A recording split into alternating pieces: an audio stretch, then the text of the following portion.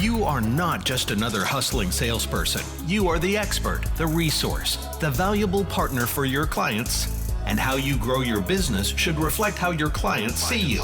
Welcome to the Roadmap to Grow Your Business podcast. We generate referrals without asking, build positive client experiences, and help you take control of your business. Here's your charmingly sarcastic host, Stacey Brown Randall. Hey there, and welcome to episode 158 of the Roadmap to Grow Your Business podcast. I'm your host, Stacey Brown Randall. Now, we are coming up on our question and answer episode for the client experience. That's coming up in episode 160. So if you have questions you've been wanting to make sure that I answer in depth here on the podcast, where you can actually get context behind my answer, not just an answer that I would type in our Facebook group, Referrals Without Asking. But if you want to ask your question about the client experience that I would answer on the podcast, make sure you go ahead and submit those questions now, because we're going to start recording episode 160 pretty soon. So make sure that you submit your questions now while we have time. Of course, you can submit those questions if you're on my email list, and any email you receive from me, just hit reply on that email and type away your question. And then, of course, if you're in the Referrals Without Asking Facebook group, you can certainly just start a brand new post and ask your question there. Any questions you have about the client experience, if you want clarification, if you want me to go deeper on something you've learned so far, we're going to take a pause from digging into the client experience stages, which we're doing right now, and we're going to be answering questions. Okay, let's dive into today's episode. So I thought what would be helpful as I was breaking down these client stages for you. And as you know, last episode was episode 157, and I was breaking down the new client stage. And of course, that episode followed 156, where I actually gave you the overview of the 3 client stages. And as you know, the 3 client stages are new, active, alumni. And depending on how your business runs, you either have 2 stages, new and active, or you have 3 stages, new, active, and alumni. And so as we're going through now, by taking the new stage, which we did last episode, episode 157, and breaking down the new stage so you get an idea of what it looks like, breaking down that new stage, I thought it would be helpful to bring on a business owner who's actually looked at their client experience and made changes to it based on understanding these stages. I always think it's helpful for you guys to hear a business owner talk about how they took what they learned and then put it into action. Now, of course, I haven't done an in-depth series on the client experience on the podcast. So to get the folks, the business owners, to come on, I actually went to the folks who were in my Sticky Client Experience program, where I teach all this stuff and more from what I'm sharing on the podcast, but I teach everything and more, and we kind of go through everything and break down everything within that Sticky Client Experience. So I went to people who were in the program and asked them to share their thoughts of what they learned, their aha moments, and what they kind of added or maybe even modified. Not everybody had to start from scratch. A lot of folks have a client experience. They just tweak it and make it better once they go through the Sticky Client Experience program. And so for me, I wanted to bring somebody on who understood the questions that I was asking and could understand the language that we speak because they've been through the program, but would also allow you to hear another business owner talk about how they made this happen within their business. So today we have Erin Smith. And Erin Smith is a travel consultant, and I talk about this in our interview together, but I just want to give a disclaimer. I'm actually a client of hers as well. She joined the Growth by Referrals program last year in 2020, and then also immediately joined the Sticky Client Experience program as well. And she is just one of those dream students who asks questions and shares results and talks about what she's learning, which is great. So I knew she had gone through the Sticky Client Experience program. Of course, I can see that on the back end, but I also knew that she was implementing things. And to be honest, one of the ways I knew that she was implementing things she had learned is because as a client of hers, I was seeing it and I was like, oh my gosh, I know she went through the client experience program because I'm seeing what she's doing. So I invited Erin to come on to talk about the new stage. Now, in all fairness, Erin could have come on to talk about the active stage or the alumni stage, but I love how she talks about how she had a really strong client experience in terms of the touch points, those work and relationship touch points. But what the Sticky Client Experience allowed her to do is to organize it better and then to provide a different visual aid as she goes through that new stage of letting her clients know what to expect, to call the expectations map. So she'll talk a little bit about how that was helpful from a visual perspective and an organization perspective. And then she'll talk a little bit about some other things that she maybe tweaked with her client experience. But she was starting from a healthy one, which is awesome. And then, of course, because she shares her results within the Growth by Referrals program, I actually know the referrals she's receiving. And I think she was going to be destined to receive referrals without having to tweak her client experience because she's implementing the Growth by Referrals plan, the referrals plan from that program. But I do know that leveling up her client experience is definitely helping with a lot of the great success she's having from a referral perspective. So in the show notes for this episode, folks, I will link to her website if you want to check her out. You're going to hear me gush a little bit about working with her. So I will link to her website so you guys can check that out. And then also her Facebook page if you're interested in learning more about how she can plan an epic trip for you like she is doing for my mom and me. All right. So without further ado, let's dive in. Erin, I am so excited to welcome you to the Roadmap to Grow Your Business podcast. I have gotten to know you over the last year or maybe two now. I'm not even quite sure, but it has been such a joy to watch you as you have gone through some of my programs and what you have implemented and the success you are starting to have. I mean, actually, if I think about it, I think you may be in all of my programs now that I think about it, because obviously you joined Growth by Referrals and then you also joined Sticky Client Experience. But then later on, you joined the Goal Finishers Club. So I feel like I get to see all sides of your business. So I'm so excited you are joining me on the podcast for the first time. This is going to be great. So I just wanted to start out by asking you a little bit about the why behind your decision to join the Growth by Referrals program and the Sticky Client Experience program, because I think if our audience understands the why you made the decision to join both programs at one time, will kind of also help them understand what you were ultimately trying to do within your business. And you can explain a little bit about what you do as well.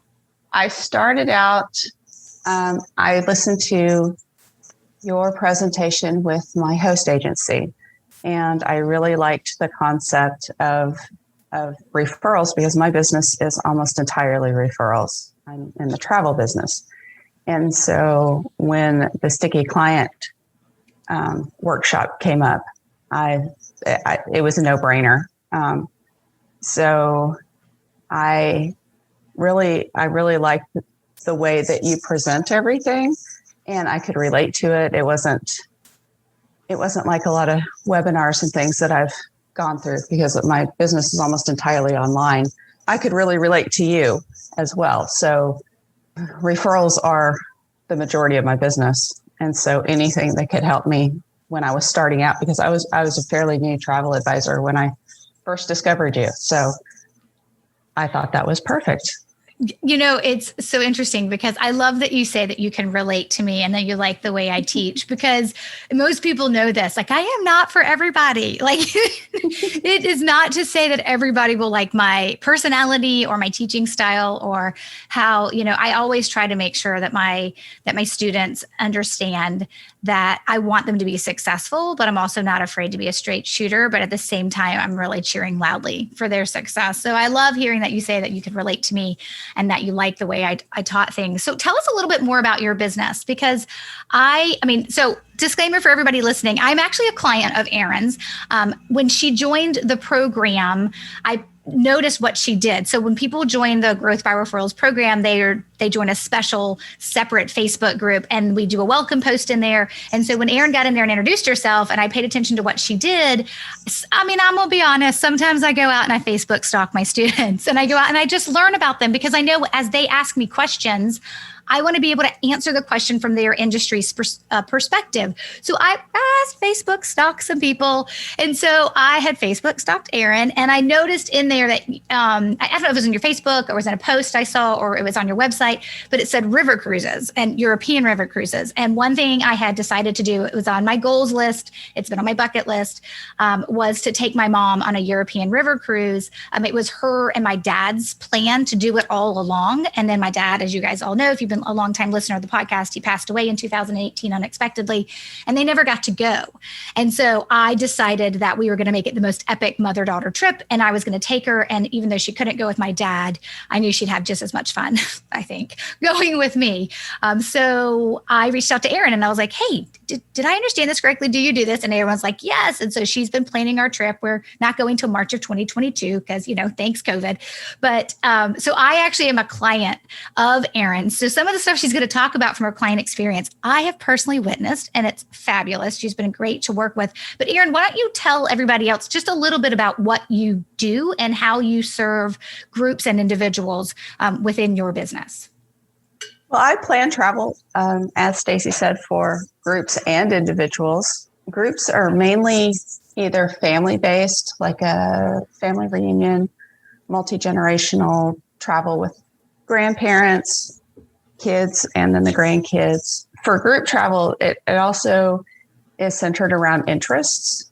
So say you are a member of a wine club, or you have a wine club, actually, you're a winery.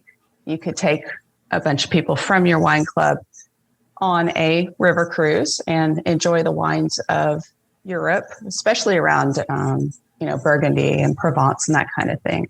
But there are wines in Germany as well. I mean, there are wines everywhere over there.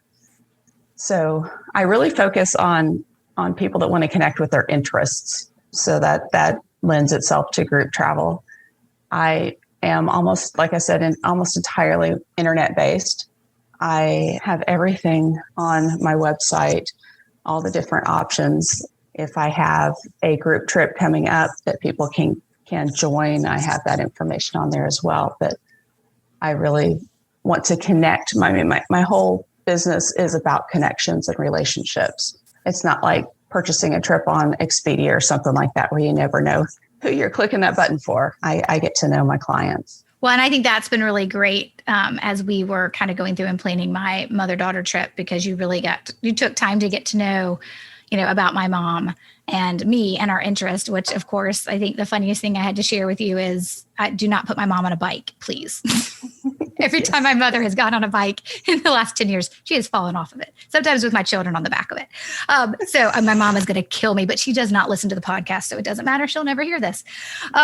Okay. So, and everybody, I will link to Erin's website on the show notes page. So the show notes for this episode is stacybrownrandall.com/158 for episode 158. And of course, Stacy has an E, but I will link to her information on the show notes page so you can find her. I'll link to her Facebook page and also her website as well. Okay. So let's dive into a little bit about, now on the podcast, as you know, Erin, we've been kind of breaking apart the whole client experience piece. And we're now in that stage where we talk about the 3 stages or phases of the client experience. And how we break those down is new, active, and alumni. And some businesses have all 3 and some businesses only have 2. And we've talked about that on episode 156. But what I really want to dive in to here is following up to our last episode 157. I really want to follow up to the last episode where I was explaining the new client stage and what you're trying to accomplish within the new client stage, overcoming buyer's remorse and being able to generate referrals if that's possible, but also being able to deliver from the very beginning an incredible sticky client experience, which is how you overcome buyer's remorse and, of course, get referrals. And in that, of course, that new stage, as we all know, we've still got our work touch points and our relationship touch points. So I just wanted Erin to kind of share with you some of the things that she's learned, some aha moments that she's had, and then, some of the touch points that since learning them through my Sticky Client Experience program that she's been able to implement. So Erin, let's break this down for everybody. When you first went through the Sticky Client Experience and you were first learning about the new stage, what was like an aha moment you had as you were thinking through what your clients experience when they say yes to hiring you while they're still in that new stage? What were any kind of like aha moments that you had when you first really started to think about your client experience from the new stage perspective? Well, the map that you have us create in it really made the task list that I have, because I want everybody to go through the same experience step by step. And a trip is not necessarily, it's not always linear. I mean, you can't always go step by step by step. Sometimes you hop around a little bit, but being able to have it visual for even myself, to know where you're going since I'm so visual, it really helped me plan out exactly where I wanted everybody to go, when I wanted them, what I wanted them to do under the connect sequence of my task list. And when they get to the create portion, it really helped for me to have it visually in front of me, as well as I'm sure many of my clients are visual learners as well. So instead of having somebody list off all these things in this really long email, they just have like a little picture. And so I think that helps. And it was something that I never would have done before. Yeah, I think that, so the map she's referring to is the expectations map. And I really think that, I'm biased. I think there's always lots of good stuff in all the programs that I create and then of course sell. But I always think there's some key things that if you can get that right, it makes everything easier, not only for you as the executioner, that's a terrible word, but you know what I mean, as the person who has to execute on the client experience. In addition to, it makes everything easier for the person going through your client, going through the client experience too. So I think those visual representations give a really good idea of like what's happening, what's going on, what's coming up. And I also think it eliminates some of the questions, which is always nice, right? I mean, I can always tell when someone's not listening. When they come and ask me questions, I'm like, okay, you did not listen to the training because that question was answered. So it's really helpful to have people understand that they can kind of set that expectation of what to expect. So I love that you implemented that. And I remember looking at it, of course, as a client of yours and being like, look at there's the map I told her to put in there. And then as a client, I got to use it. So I think that's awesome. When you learned about the formula behind the client experience, that there is the work that you do and there is the relationship that you build with your clients, how did that help you change how you viewed your client experience? I don't know that really changed how I viewed the client experience, because I think that was already ingrained in me from the training from my host agency with my travel business. Okay, so was there anything additional that you added from a touch point perspective as you kind of went through the client experience? I did add a couple of extra cards. I already sent a thank you card when somebody booked a trip with me, but now I send them, as you call it in the program, a journey card, which is perfect for my business. I use the word journey card for myself as well, just to kind of let them know that I'm going to be with them the entire time. I don't think I've added much more because I already had a lot of touch points that I did. It helped me organize the touch points in a more cohesive, a more understandable format. You know, I think that's great. I think that you're right. I think the type of the way that you have set up your business, the way that your client experience worked, and just what you learned, right, from the travel company that you are associated with, you kind of had an understanding of what the experience, and I'm using air quotes that nobody can see, what the experience would be like for your clients. And so for you, the benefit behind the sticky client experience was really that ability to come behind with some refinement and some organization. And sometimes that's the best thing that you can get is that, hey, I'm doing all these things, but am I doing them repeatedly for every client because they're following a process and a system? And so it is amazing to deliver a great client experience for one client. But the real beauty and the real power behind a client experience is to know that you're delivering that same repeatable process for every client, not just because you happen to have capacity in that moment and you weren't as busy. So that new client got this great client experience. So I'm curious. So we talk about the new stage, and I always talk about how the new stage of the client experience is dictated by you. You decide. It all starts at the same point. When someone says, yes, I want to work with you. Yes, I'm going to hire you. That's when the new stage, that's when the client experience begins. And of course, the new stage begins simultaneously. But everybody picks when their new stage is done, and then the folks move into the active stage. So tell us, how did you come up with and how did you decide when your new client stage would end? I think for my business, it was fairly simple. It was when the trip is booked. Like I mentioned, my task list before, I already had it separated between new client and booking. And then, so everything after the trip is booked, meaning deposited on, not paid in full, just deposited on. sometimes there's a lull between the time you book the trip and the time of the trip, like as in your trip. We have like a whole year. So that's when you really keep the relationship going and let the client know that just because you've paid, you're not on my radar anymore, that kind of thing. You want to nurture the relationship. So, yeah. And I think that for one thing for you is depending on how long it takes a client to make a decision on which trip that they're going to book, is that can be a very short timeline of a new client stage or a little bit longer. But I love that the delineation of, hey, the trip has been booked, deposit has been paid. Now in your mind, right? Like this isn't something we say to the clients. They're no longer new. Now they've moved into active, and which is we're going to talk about on the next episode coming up in episode 159. But when we talk about that episode, we're going to talk about active. And for a lot of businesses, it looks the way it looks for you is you're some businesses have work to accomplish. A lot of businesses play the waiting game, waiting for the next work touch point to happen, which, is the fact that the final deposit is due. And then maybe the flights have to be booked if that's necessary, which you can't do so far in advance. And then of course, as the date draws closer, right, the active stage probably picks up. I'm assuming, I don't know, it's not March of 2022. So I'm not there yet. But I do love how you were able to kind of define that delineation of like, hey, it's pretty easy for me to say when the new client stage ends and the active one begins.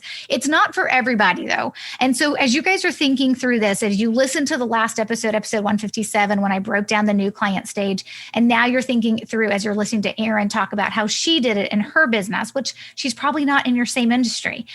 As you think about what that looks like, I also tell folks it's okay to pick something and then decide after you've actually tested it that you didn't pick the right endpoint to any of the stages, in particular, though, the new client stage.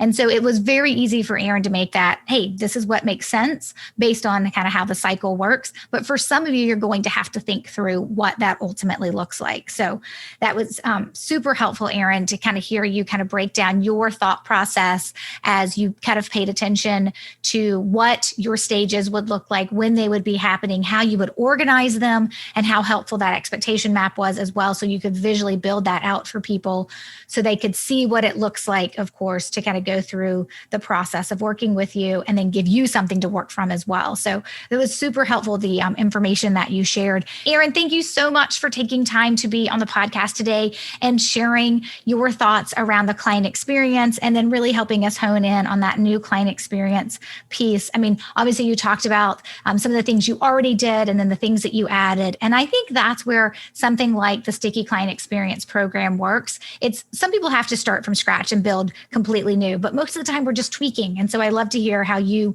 were able to go through and were tweaking the client experience you already had built. So thank you so much for joining us. Absolutely. Thank you for having me.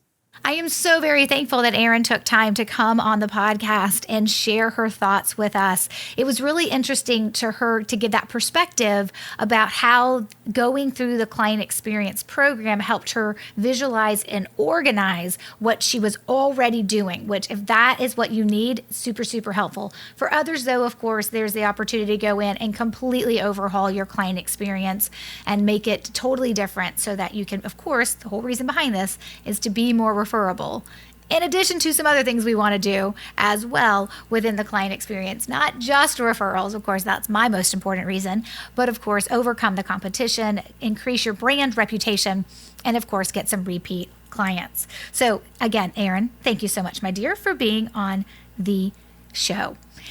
If you have questions about today's episode, whether they're for me or they're for Erin, just remember we have got this episode posted in our Facebook group, Referrals Without Asking. You can go in and find it. It's episode 158 and ask your question. Of course, you can always just start your own post and ask your question too. You don't necessarily have to find this episode's post to post a question. So please hop into our Referrals Without Asking Facebook group and ask your questions to Erin, whether it's about her business or, of course, if it is about the client experience, or if you have questions for me, I'd be happy to answer them as well regarding right now what we're talking about, the new client stage. But we've got another episode coming up. That's right. Episode 159 is next week, and we're going to be talking about the next stage, the active stage, and how you want to master that stage. Of course, we'll be diving into all things active stage next episode, episode 159. But remember, after that is episode 160, and we're going to be answering your questions about the client experience in depth on the podcast, an entire episode dedicated to answering your questions. We do this every 10th episode. We pause and we do a Q&A version. We didn't do it for 150, of course, because that was a celebration, but I pause and I answer your questions as you are going through learning and listening to the topics that we have at hand, and just answering any questions you have every 10th episode. So we are going to dedicate episode 160 to client experience questions. So please hit reply on an email to me and let me know what questions you have, or jump into the Facebook group and ask away. And until then, my friends, take control and grow your business. Bye for now. Thanks for listening to the Roadmap to Grow Your Business podcast. To access all resources and links mentioned in today's show, and to connect with Stacy, head over to www.stacybrownrandall.com.